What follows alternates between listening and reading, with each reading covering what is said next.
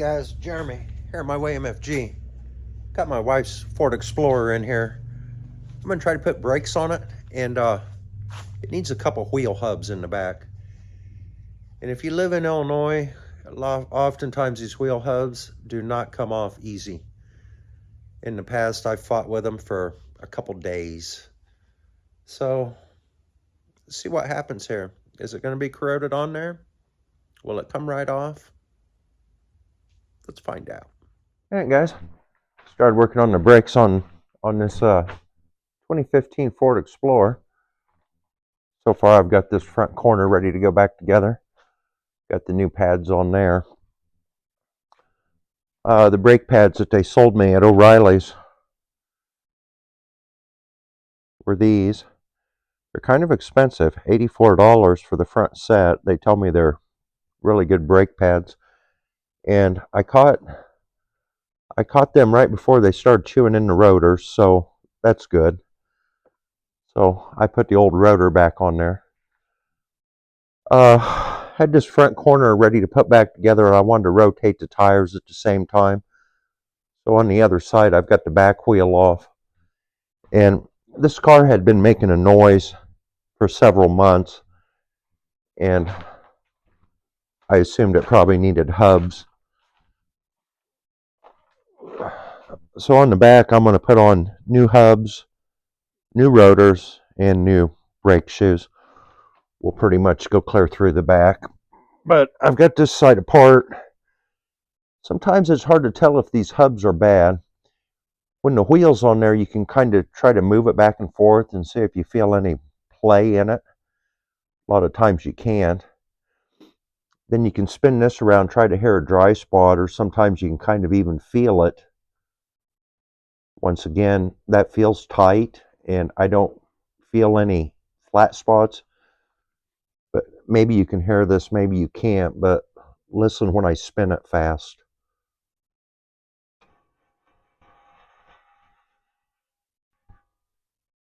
Sounds pretty dry, doesn't it? So anyway, I'm going to go ahead and pull this hub. And if you live in Illinois or a state where they use road salt, sometimes this can be really hard to do. This is an 8-pound slide hammer. You want a heavy one. I wouldn't go with any smaller than that. But this is probably the best way to get them off. Let's see what happens here. Sometimes it's not too bad. Other times they're really stuck. I wish they had never went to sealed bearing hubs. I don't know what would be wrong with having a spindle back there with tapered bearings on it. But I would say every car my wife has had in the last 10 years, I've had to put hubs on at some point in time or another. So hopefully this comes off there fairly easily. Let's see. That dust shield's in the way. I can't get hooked back behind the hub good. And I'm not 100% sure, but it looks like the dust shield won't come off over the hub. So I put the rotor back on for now. I'm going to put new ones on anyway. Maybe I can grab a hold of it. And right in this area where the gap is for the caliper, see if it'll pull off like that.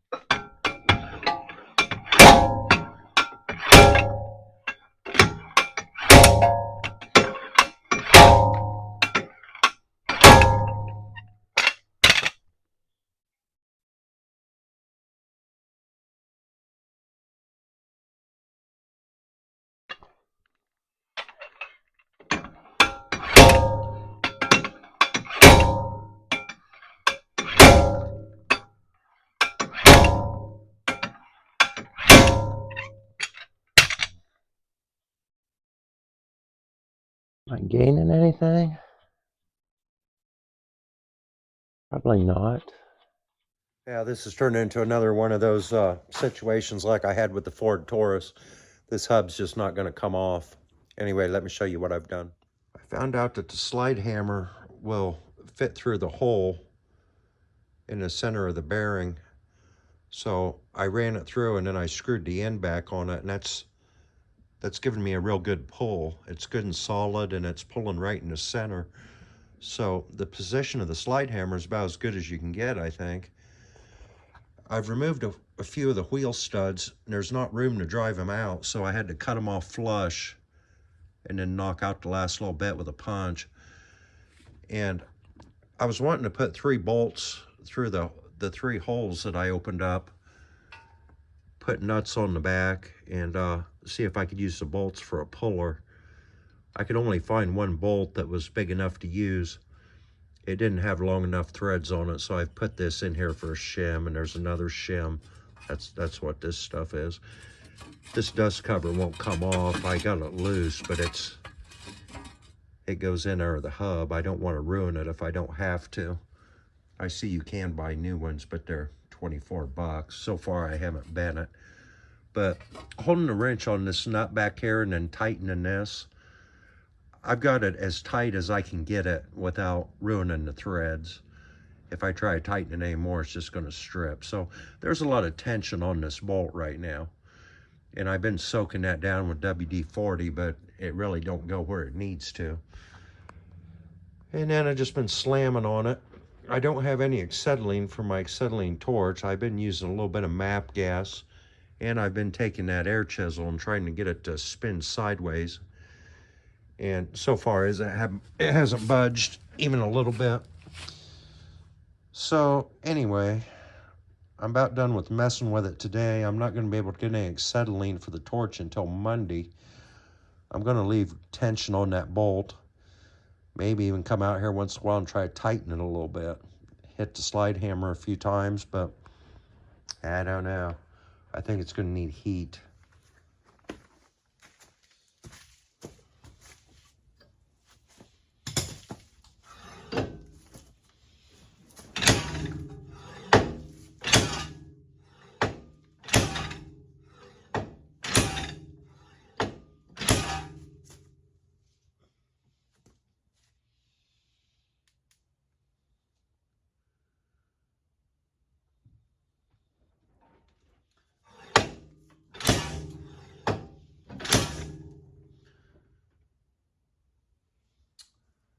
That last time we had that one stuck on that Taurus, I laid underneath there. This is day 2. I laid underneath there with an acetylene torch for 20 minutes, just getting as hot as possible, while Colton just kept hitting it with a slide hammer. And finally, after about a half an hour or so, you could start to see that crack open up a little bit, and then it eventually moved. I think that's what's going to happen here. You really never get the aluminum hot enough to do much good. It dissipates the heat too quick, but I think what you end up doing is kind of burning the crud out and loosening it up just enough to get it off, you know. I don't want to take this whole knuckle off if I don't have to. So I think I'm going to walk away from this until Monday, get some gas for the torch, get Colton back here at some point, and I'm just gonna get as hot. And when that one finally came out of the Taurus, when the old hub pulled out, the whole center of it, where it fits in that pressed hole in the knuckle, or not pressed, it's like a pressed fit, you know. When it pulled out, the whole center of the old hub was coated with aluminum. It had pulled the aluminum out of the knuckle with the hub. So when I went to put the new one back in, it wasn't a pressed fit anymore. Hell, I had a 1/16 of an inch of play because that aluminum that had came out. And I spent a lot of time thinking about that. Is that going to hurt anything? And I thought, no, that press fit really isn't holding anything, right? I mean, it's the big, you know, this one's got big what are them, 9/16 bolts? I mean, that's centering it up and holding it in place. And I put that car back together, and that's been 4 or 5 years ago now. It used to be my wife's car. Now my son has it. It's fine. It's gets driven every day. Which makes me wonder why they make that a pressed fit anyway. If they gave you a little clearance there, you wouldn't be having stuck hubs all the time. I'm not sure why they think that's necessary. But I just about bet you when this one pulls out, that steel on the hub is going to be coated with aluminum that has pulled material out of the knuckle that it fits into. But anyway, I don't think I'm going to get this without heat, so that's where I'm at with it today.